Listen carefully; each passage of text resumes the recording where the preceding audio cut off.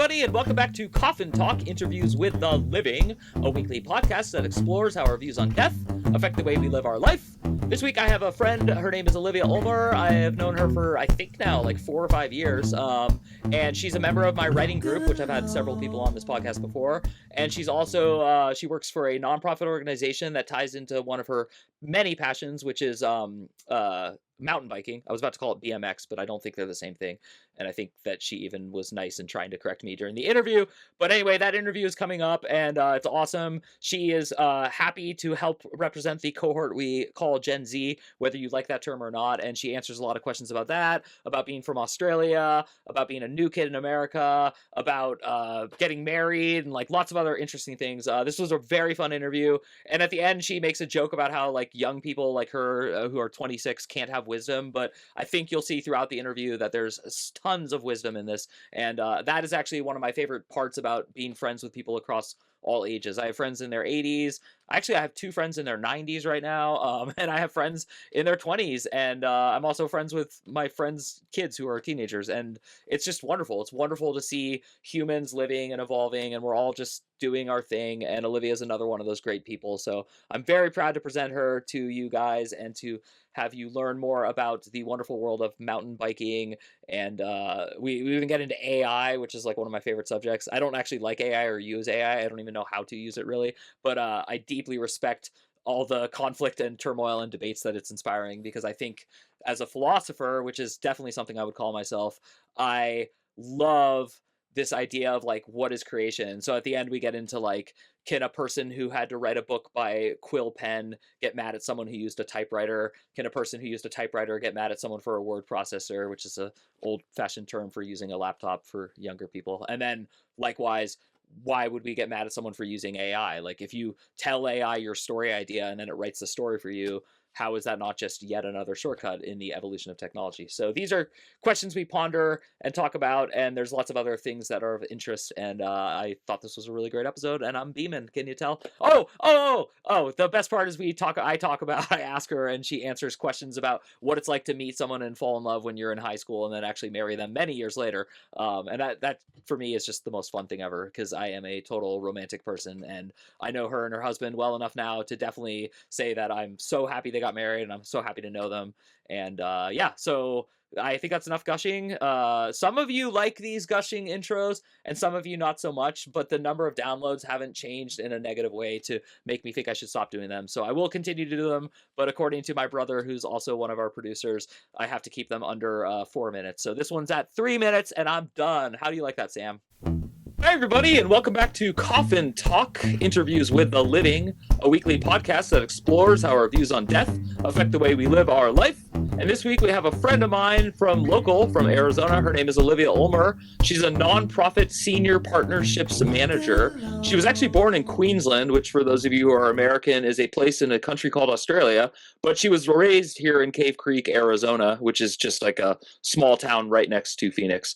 As part of the elite group of Gen Z who is actually old enough to rent a car, she reached her formative teenage years just as social media properly took over the world. She believes her life really got started when she realized she didn't have to be good at things, or they didn't have to look good to other people for to enjoy them. And that's the end of the bio as she wrote it, but I would like to add that she's happily married and just got married, and I love her and her husband, and they're awesome people. So Oh, thanks, Mike. Yeah, thanks for having me. Definitely. It's a pleasure to have you on. And I should say also, for further context, that we met through the writing group that we're both in. So Olivia's an accomplished writer. Are you working on your second or third novel right now? Second, slowly, but it is kind of crazy how much longer it takes, the better you get at it. That's Yes. that's kind of how I feel. So maybe some people do the other way around, but at least for me, that's how it's been. Yeah. And we sort of answered 2 of the 3 questions I ask everyone, which is, how old are you? You said you can rent a car, but how old are you? Where did you grow up? We said Queensland, born, but actually raised here in Cave Creek. And then what generation, if any, do you consider yourself a member of? You said Gen Z in there, so I'm going to sort of make you elaborate just a tiny bit. How old exactly are you, Olivia? Yeah, I'm 26 and a couple of months. And I'm kind of on the older end of Gen Z, depending on, everybody has their own rules on what Gen Z is. But I was young for my grade because of the move from Queensland. Actually, I graduated high school at 17 and finished college at 20 or 21, but like a month after I turned 21. Wow. So I've always felt a little bit like straddling two worlds. Like when we grew up really in that kind of millennial core doggo style of millennial, like that younger millennial, hipster millennial.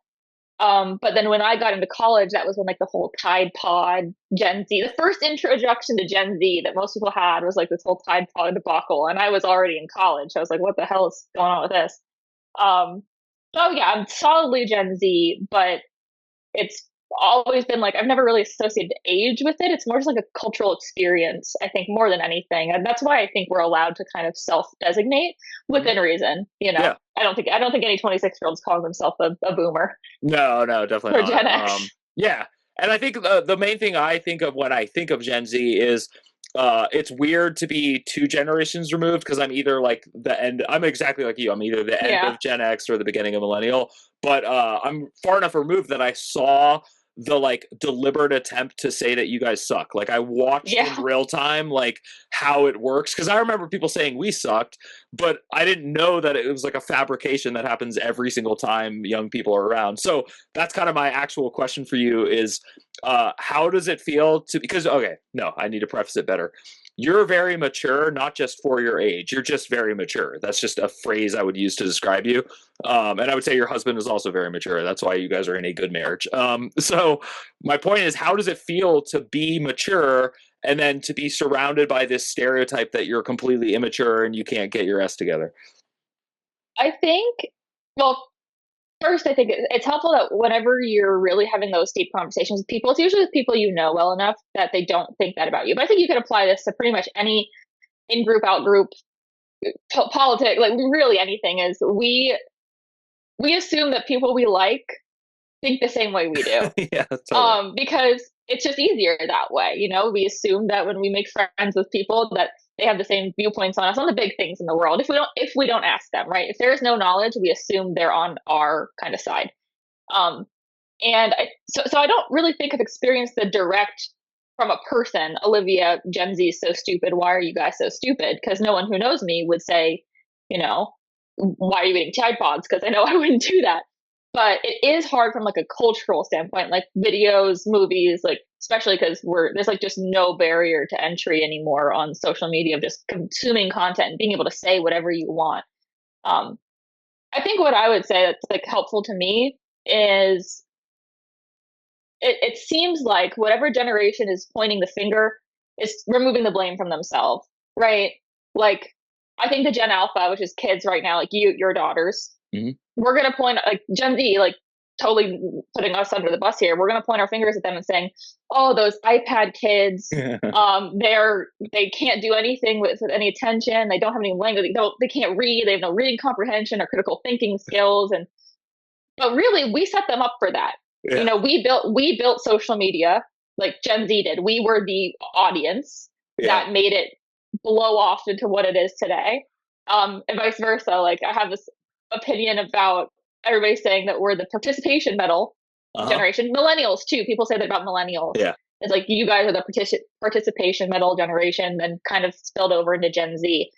And I think I've told you this before. It's like you gave us the participation medal. Like I was 6. I didn't care if I won the soccer game or not. You gave me the participation medal and told me I could be anything I want to be.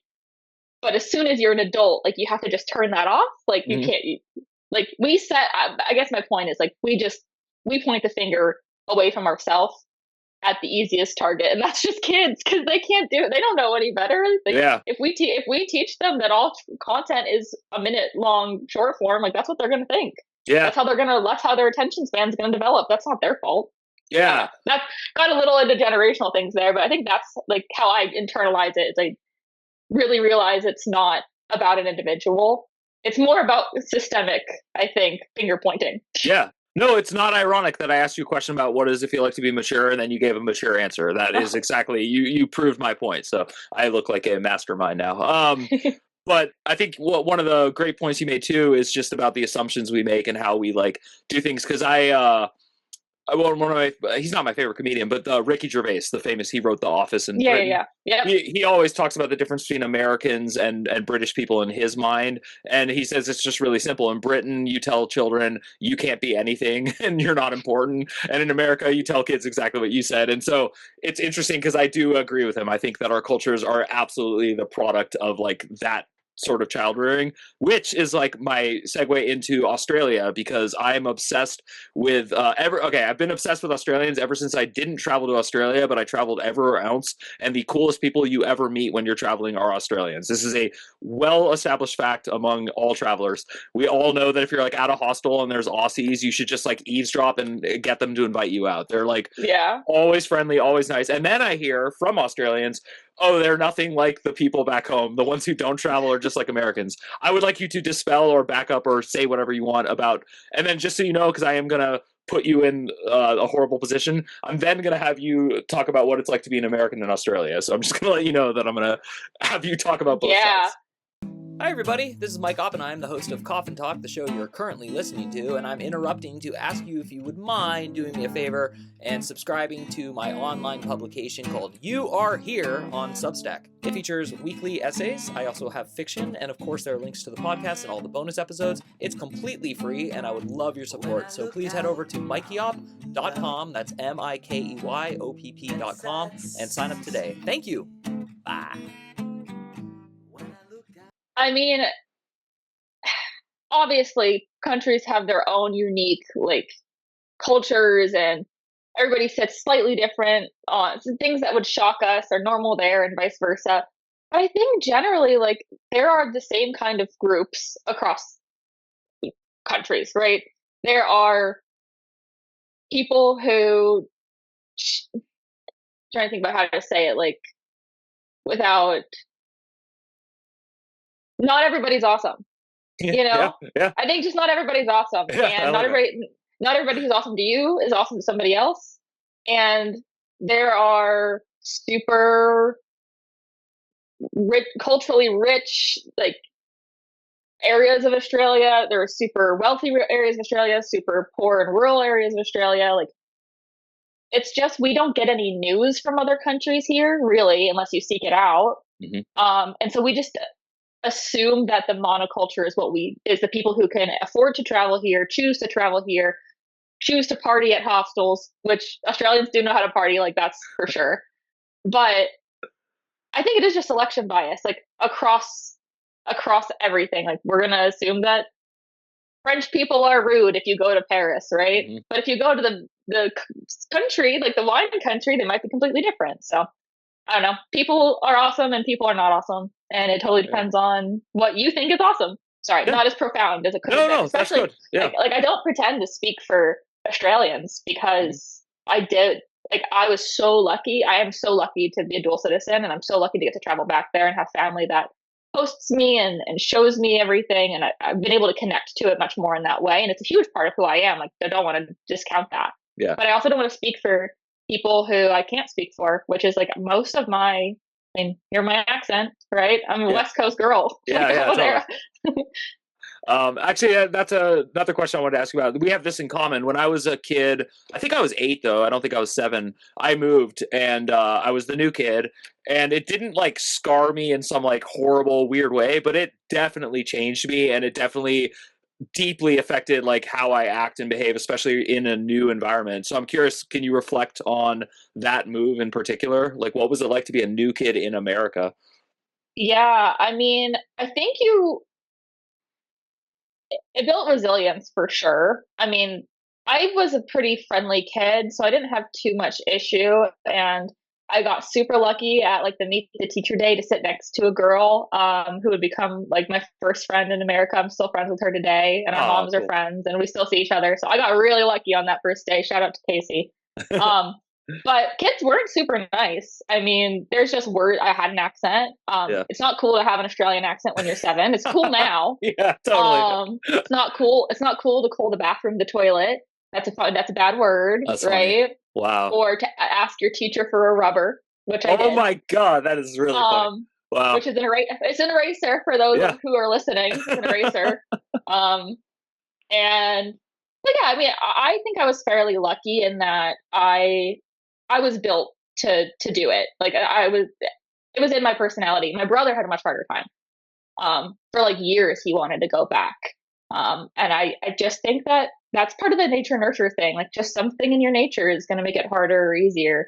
I don't regret it. Like obviously, like there are days I'm like, wow, or especially when I'm visiting and I'm standing on the beach and it's amazing and beautiful and there's bakeries everywhere.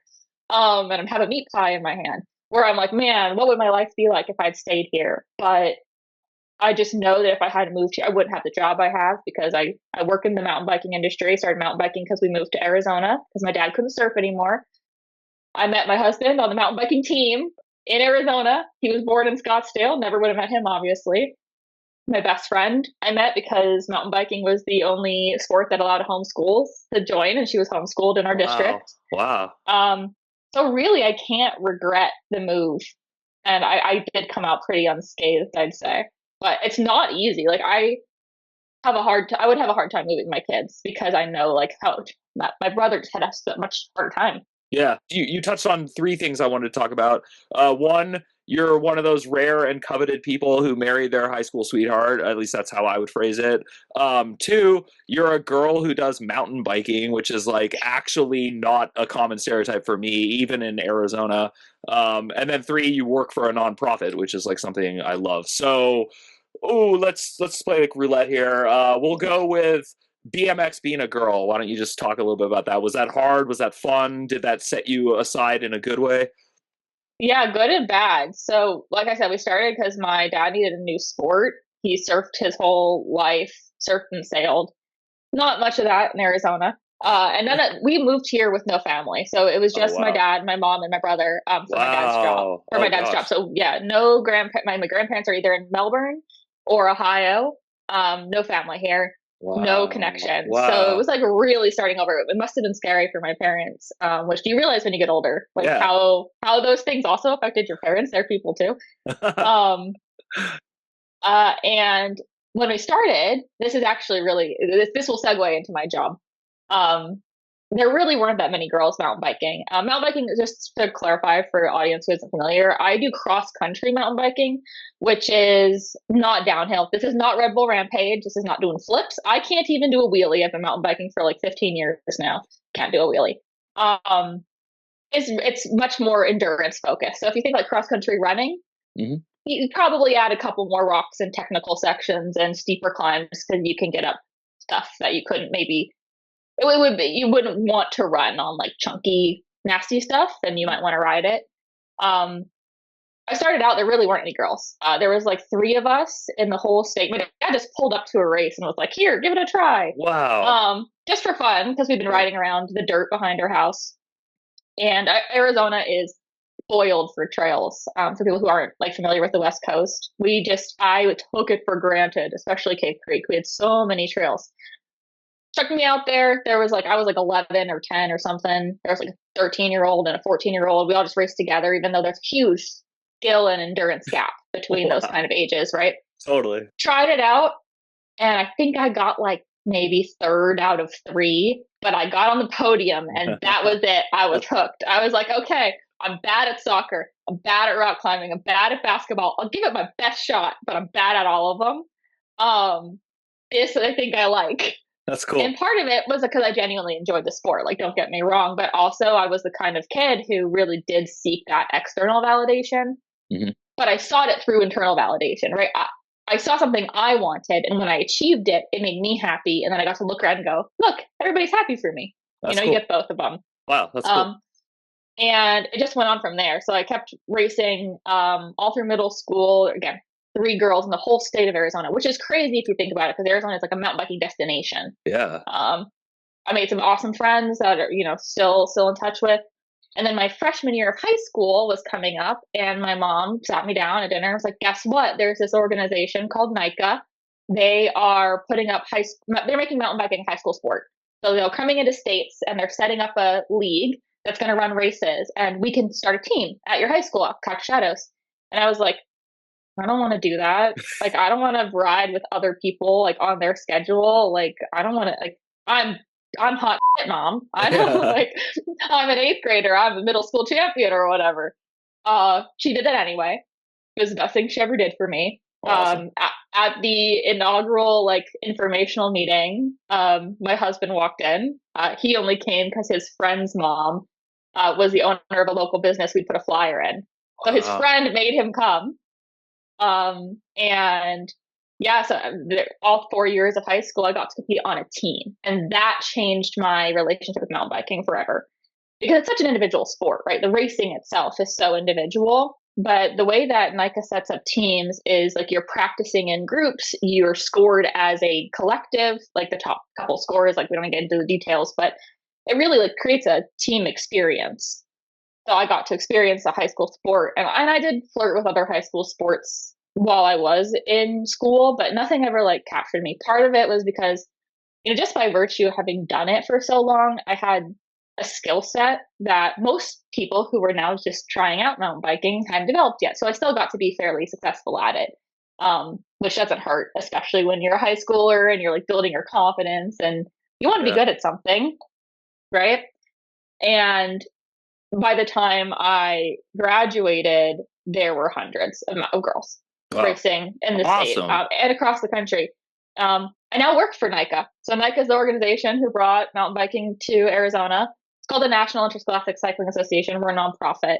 And basically they exist to set up leagues and like programs for kids to try out mountain biking, not just racing. It started out kind of from a more race focused place because it started in NorCal. It actually started a high school team in Berkeley, Oh, wow. and That's it fun. exploded from there. Wow. So That's cool. it's really cool. There's 25,000 kids in the country riding mountain bikes now. Wait, was it just, if you know, was it Berkeley High School? Is that the, I'm 99% sure it okay? was Because Matt Frisinger. Matt that is a Frisinger was the college, start.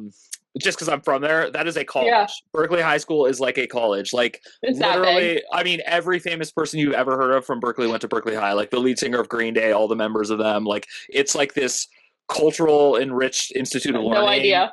And it's incredible. It's a public school, but it looks like a college. Like when you drive by it, you're like, "Oh my god!" And like yeah. So that's, I'm not surprised it was the very first. That's cool.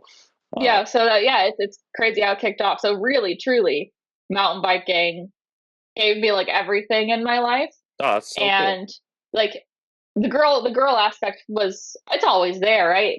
We're just now hitting 25% female participation, which is a goal we've been working on That's for like actually 10 pretty awesome. years. Yeah. No, it's super awesome. But when you're wearing shorts in high school and you've got tan lines down to your knees because that's what your bibs do, Yeah. and you've got Sharpie on the back of your leg because that's how you know who's racing you when you're on the course, right? So Oh. it's not the cutest look, Yeah. but it was like a point of pride, So Yeah. that's a super super long answer. What about, no, no, it's a good answer. Yeah. Within the sport, within the competitive aspect of it, is it like, because like cross country, there's like vast portions where there's no like ref, no one's like watching you guys. So do kids get like dirty? Like, did you ever get like, did someone like try to like knock you off your bike, like any of that kind of stuff?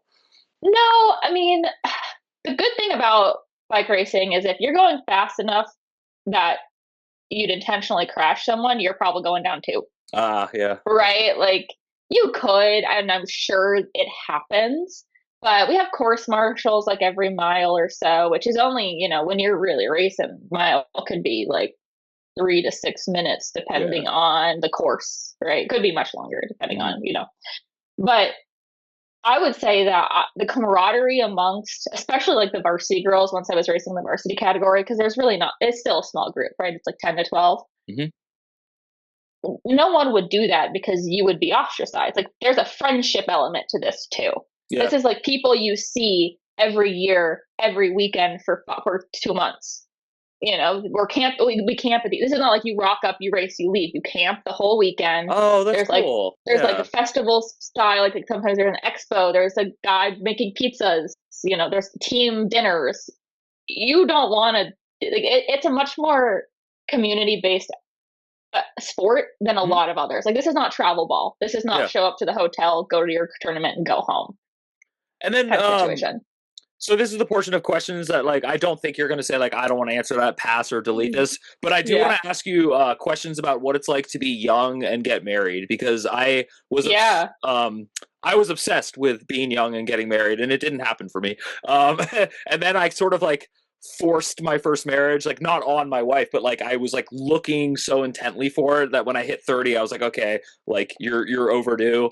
I imagine with your peers there was probably like a balance of like oh, you should wait, like blah blah blah, and then also the opposite, like oh my god I'm so jealous, she's always had Levi, you said him by name so I figure I can say him on the Yeah. podcast. Oh yeah, it's fine. And like so I obviously I'm in the second camp. I'm like I've told you this a million times, I like root so hard for young people to find it, but I'm curious like with all that, and then one last little piece of question to add in. um what is it like having one of like the three big things like kind of figured out, because like the three Yeah. things people look for are like yeah, spirituality, career, and family, and so you achieved like the first one pretty young. Yeah, I mean, I would say the first joke I'm going to make is it's the Cactus Shadows curse. So many people from our high school ended up marrying their high school Oh sweetheart. wow, wow. And it's kind of funny because it never happens when you're 19. Uh-huh. Like, there's actually like a joke that there's the Cactus Shadows curse that like you stay together for a long time and then get married. Because we got married, for the viewers, 9 years after we started dating. So Yeah. we definitely took our time. Um, I mean, I'm not gonna lie, it feels great to have your person. Yeah. I won't say it's like always easy. No relationship's always easy. Especially when you're 16 and you're figuring out who you are. I was really fortunate that Levi and I were best friends first. So we joined the mountain bike team our freshman year. We were friends, like really, really close friends for 2.5 years before we started dating. That's cool. So we really knew when we were going to take that step that the friendship came first. And Wow. we honestly approached it cautiously.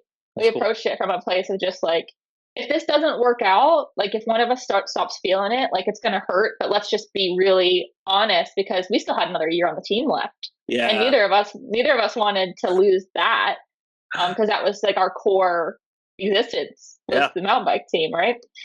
I think coming from that place of like mutual respect, knowing it, when you meet when you're 14, you know the worst of each other. Mhm. And I'll actually say that about knowing each other's families too. Like Oh yeah. much easier to meet your in-laws. They do know all the embarrassing stories about you from when you were because Yeah. you say stupid stuff when you're 14. Yes, yes. So I think number one, like we came into it from a place of like we never had to hide anything from each other because we knew each other's whole history. Really, we came to it from a place like of caution and friendship. And then I would say the other half of it, this is not a satisfying answer, but it's luck.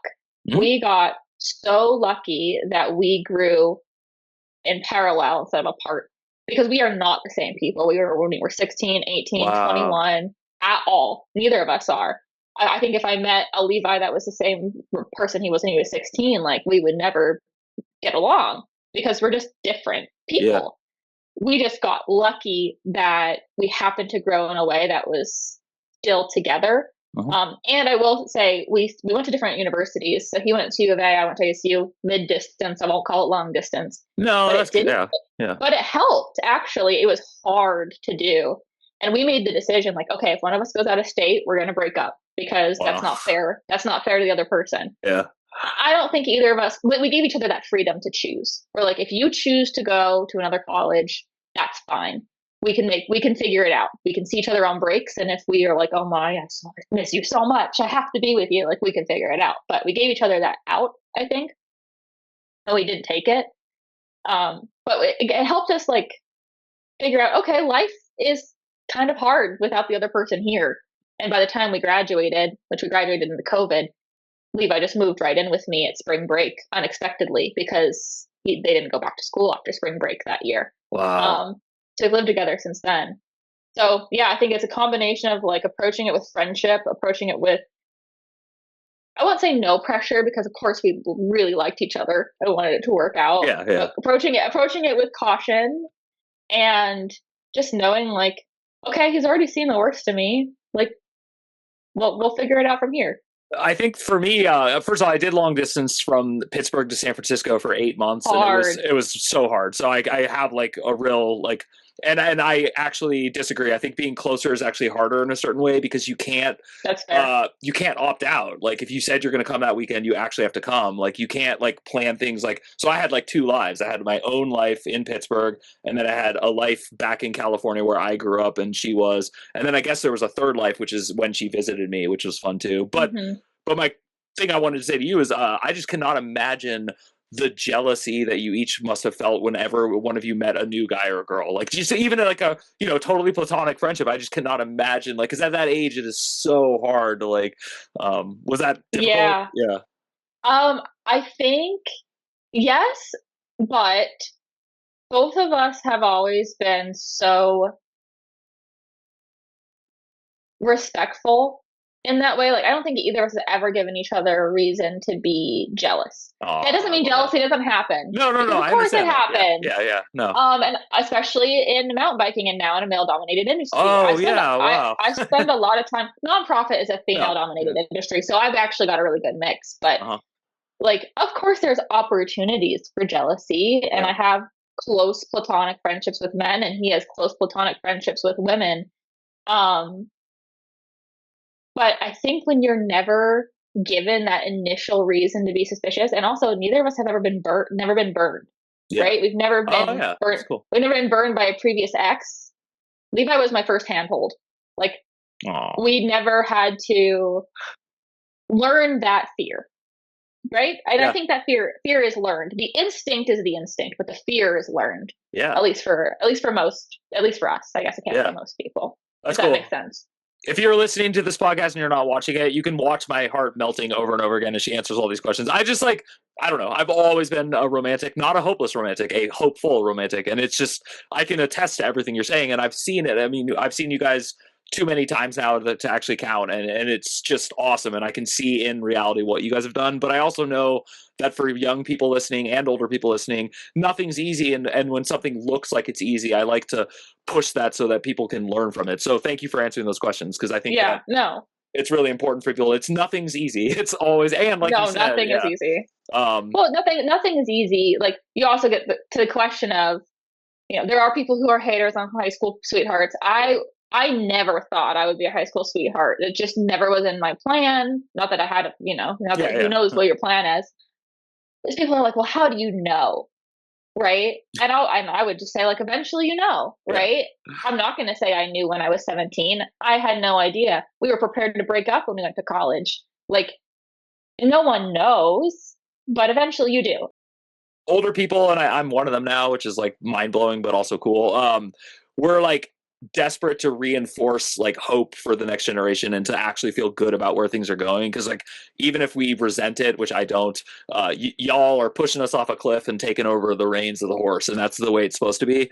So what do you think about the emerging technology that is taking over Earth, artificial intelligence? Like, you're at the exact age where you definitely saw the world before it, but you're expected to use it and be a part of it, and including the job market and the future of your career.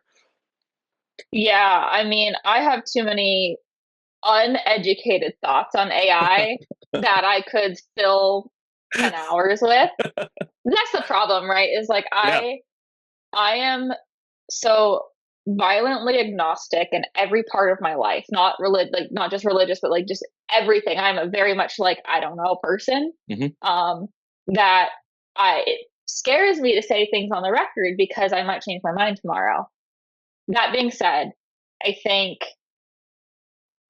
I don't want to be an old person screaming at the sky, but I also don't want to say like, okay, let's just accept everything that sucks and move on and never like push back on it, because we are like, the people are the product right now, like with AI, with social media. And if we opt out, they don't make any money. So we actually do get a choice. My choice doesn't matter that much individually, but collectively it does. On the AI thing, if it can find cancers and find cures and take my spreadsheet and turn it into something that doesn't take me 6 hours to do, hallelujah, sure, let's do it. Like, I'm cool with it as a tool.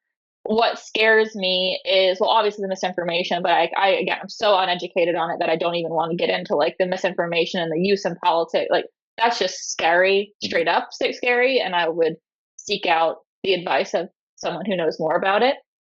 But on the creative side, like I can speak to the creative side as someone who is an author as a hobby.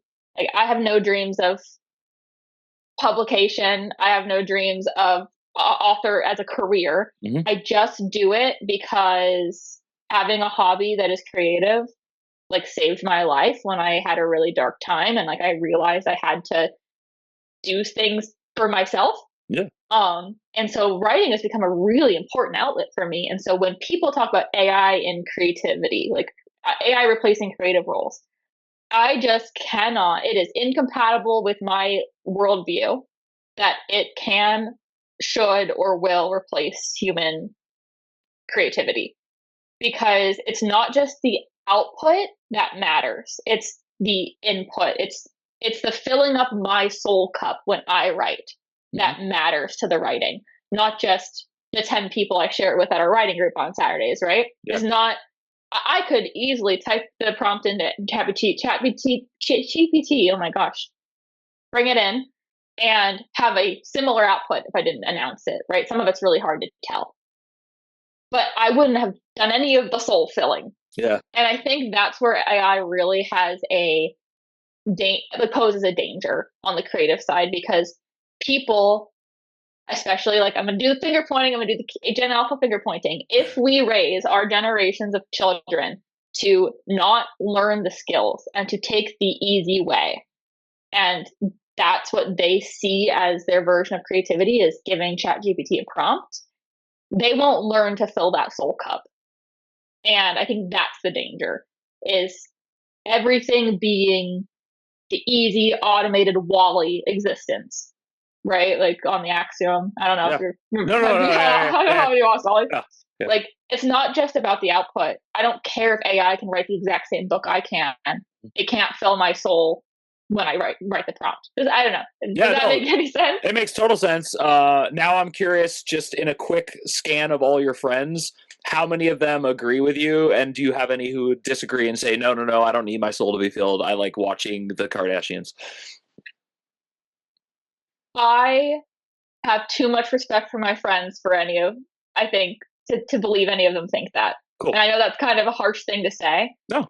But everybody, I'm not saying their soul has to be filled by writing. No. I only meant that, like... Yeah, exactly. I just mean that their soul has to be filled by something. And if that's by training for a marathon, if that's knitting and working on projects, if it's painting their house, if it's having a family and like creating kids, those things can't be replaced by AI yet. Who knows?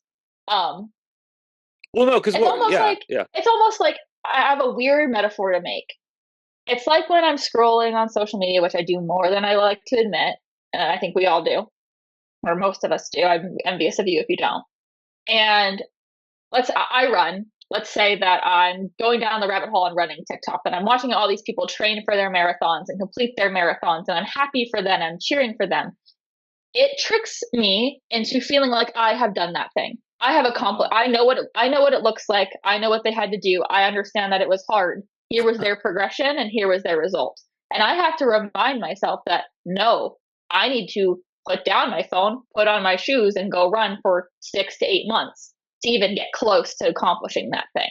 Wow. And I think that's where AI, like, it fits in there somewhere. Like, it just feels like everything in the world is conspiring against us to make us feel like we did something that we didn't do, to get the satisfaction of something that we don't deserve.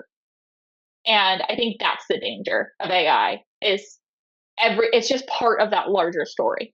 Yeah. That makes sense. No, that makes so much sense. And I'm really glad I asked that last question, because it like really helps me see something. And I think that's the fear. You totally actually got to the bottom of it. The fear that people my age and older have is that we, whether intentionally or unintentionally, raise an entire generation of content viewers, content watchers, content consumers, without anyone who wants to actually make the content. And what's weird too is, of course, as an author, I love to sit down and read someone else's book. I love to sit down and watch a good Netflix show, but I don't want that to be my whole life. But I wasn't raised to think that's the meaning of life, so I don't really have that problem. Like, And I think the difference is like what we view as having created something might change. Wow. And that's what scares me, because we say, you know, I like sitting down and reading someone else's book.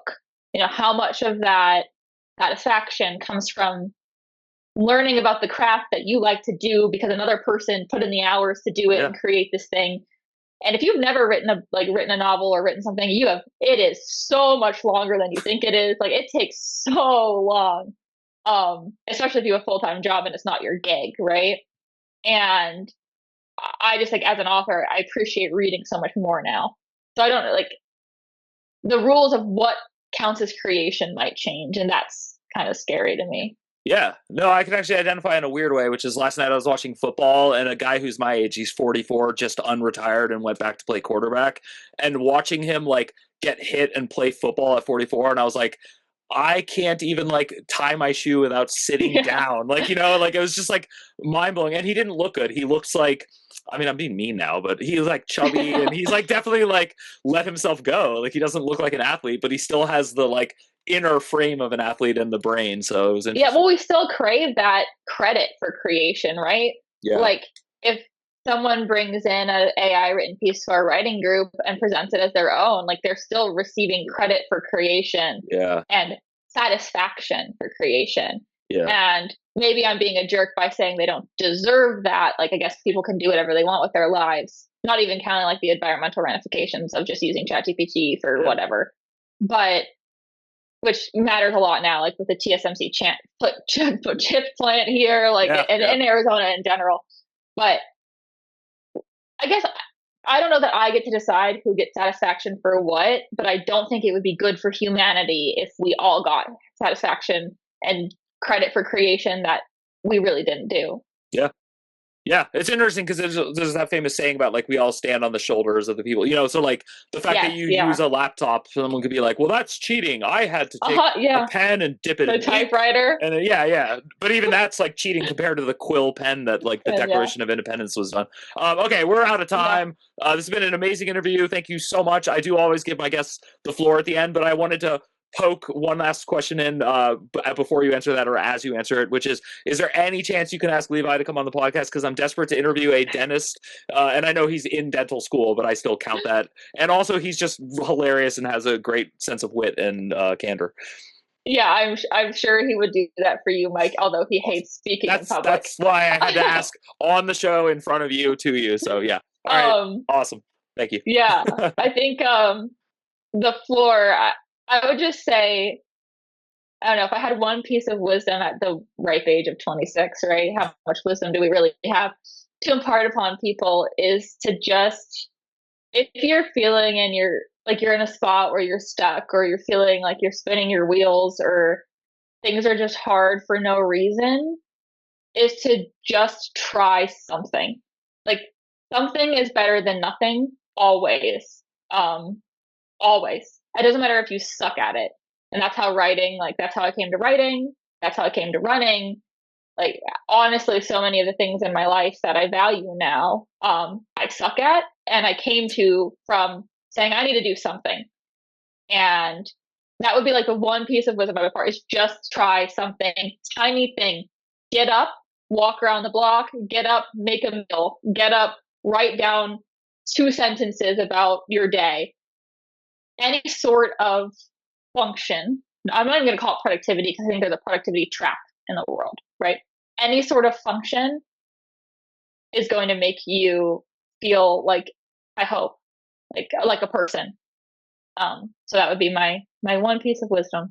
That's awesome. That was really great. Seriously. And I totally agree. And I think what you said, like, in that answer, one of the things I always have to remind myself is if I can't figure out what to write, I just write, I can't figure out what to write. And like, I just start writing that, and then eventually I start writing. So yeah, there's just do it, like Nike. There's something totally to what you just said, but you actually put that, like, you tilted it in an exact way that like gels with me. So thank you. That was awesome. And yes, 26-year-olds can have deep wisdom, and yes, they can impart it for 44-year-olds. So very cool. Olivia, thank you so much. Olivia Ulmer is not really reachable online, and she prefers it that way. but I'm sure she'll post this on her little networks and stuff, and look forward to seeing her husband in the future, Levi, because he promised he's going to come on the podcast today. Yeah, for right? sure. Y'all heard that because she speaks for him. No, I'm kidding.